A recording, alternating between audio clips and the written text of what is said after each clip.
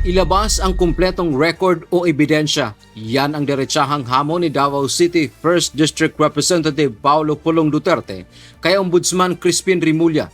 Ito ay matapos sabihin ni Ombudsman Rimulya kahapon na epicenter o sentro umano ang Davao City ng korupsyon sa flood control. Ang epicenter po ng flood control bago dumating ang Marcos administration ay Davao City.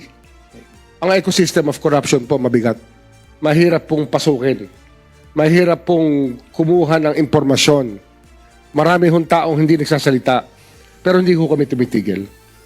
Davao po yung ecosystem na aming tinutukoy.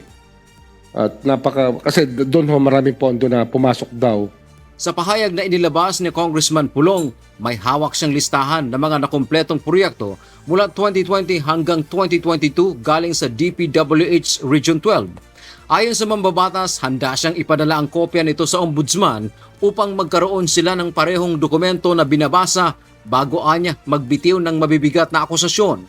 Iginit ni Congressman Duterte na kung seryoso ang ombudsman sa paghahanap ng katotohanan, hindi dapat limitado ang investigasyon sa kanyang termino na nagsimula lamang noong 2019. Sa kabila nito, sinabi ng kongresista na nanatili ang kanyang tiwala sa institusyon ng ombudsman at sa mga opisyal nitong may integridad at konsensya. Nagbabala rin si Representative Duterte na ang mga padalos-dalos na salita habang nasa yugto pa lamang ng investigasyon ay maaaring makasira sa kredibilidad ng ombudsman. Samantala, kinwestiyon din ito ang estado ng isinasagawang investigasyon sa trilyong pisong korupsyon sa flood control projects na nagsimula pa noong 2023. Sa huli, pinuna ng mambabatas ang tila mas malubhang sitwasyon ng pagbaha sa iba't ibang bahagi ng Luzon na ilang linggo na umanong hindi humuhupa kumpara sa bansag ni Ombudsman Rimulya sa Davao bilang epicenter ng issue sa flood control.